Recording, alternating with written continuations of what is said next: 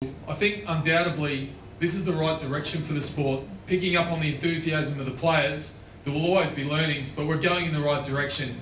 So the change, although difficult, will be rewarding.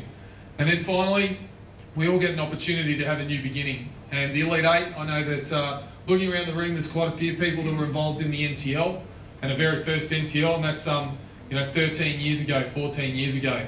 To stand here, I guess in 10 years' time, if we're looking at a television product that we can all be proud of, you can all say that you were here for the very first Elite Eight. So I welcome each and every one of you.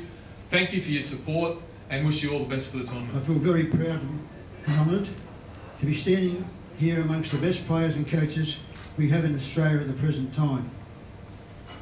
The proudest moments of my sporting life were being announced as the first captain of both New South Wales and Australian touch football teams.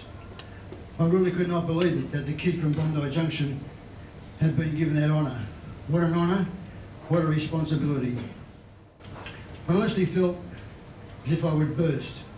I wanted to run out of the room at the top of my voice that the first captain of the first Australian team to go to New Zealand. It was an unbelievable feeling of pride. I was trying to stay cool, but it was hard. I was very emotional. I wanted to cry. Never forget the feeling. Stay longer, run further, play harder. Lead your team by actions, not words. Anybody can talk. It's what you do that counts. Don't put yourself above the rest of the team just because you have the captain's title. It does not mean that you should have any preferences or a preferential treatment. A team captain is subject to the same rules and consequences as the rest of the team. Very first blazer, and it says the ATFA Australian Captain 1976. So ladies and gentlemen, one more time for Mr. Ron Hansen. It's a pretty good thing. Vince Bill and I couldn't play with the Scorps, my usual boys, but with Bus being the coach and a few of the other boys I've played with before, I think it should be a bit of a challenge. It's really exciting for us because we all get together and play alongside some of the great players from the rest of the states. We're really happy to be here and looking forward to it. It means a great deal to me because originally I'm from Western Australia and then moved to Sydney.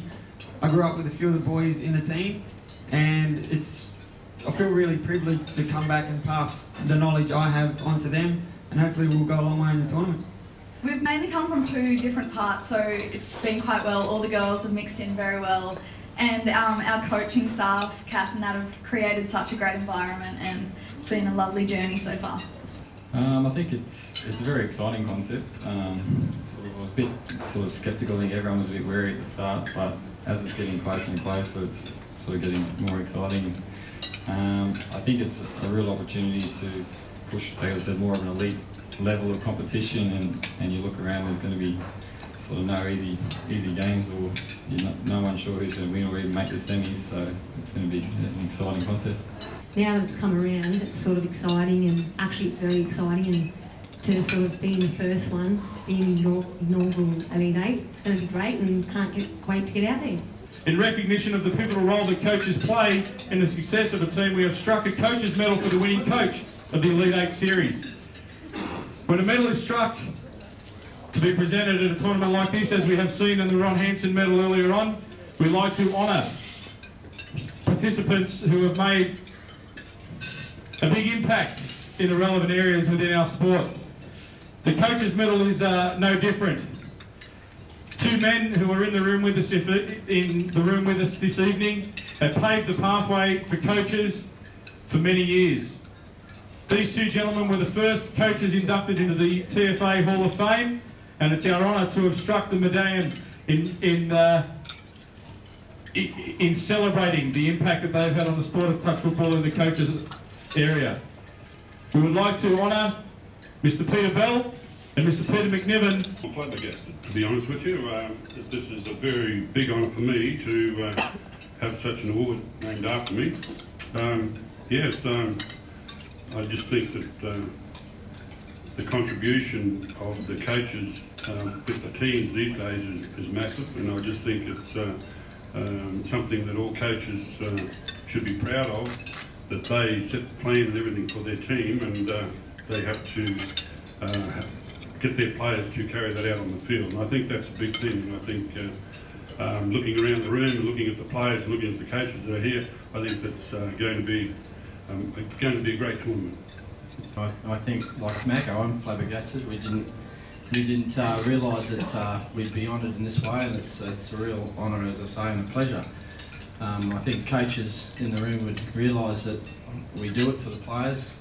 It's not really for us, and I feel as if this is a bit humbling, and I just say to all coaches that, particularly this tournament, I think coaches have worked very hard to prepare their players, and it's just a real honour. So hopefully it'd be good to give it to myself on the first day, but I don't know about that, but that'll be up to my players, won't it, Leah? But no, it's a real honour, and I thank TFA and I thank all the supporters as well. People have told me it was just as exciting coaching as playing and getting the victories. I haven't been that successful just yet, but I'm hoping it will be this weekend. But yeah, I've quite enjoyed it. It's good. It's been a great opportunity for me, obviously moving from Perth to Sydney for work. It opened up a massive opportunity for me touch-wise. I was fortunate enough to land at a very successful club with some outstanding players, which has given me, as a coach, a lot of great times. And then the challenge with the Mavericks has been just another one. I mean, I guess there's a lot of similarities between coaching the Barbarians for eight or 9 years that I did that, and then coaching a Mavericks side. The tyranny of distance is always a massive challenge, and it's something that we've faced again this year, and something that hopefully we've been able to counter, and hopefully we'll get the results on the field this weekend.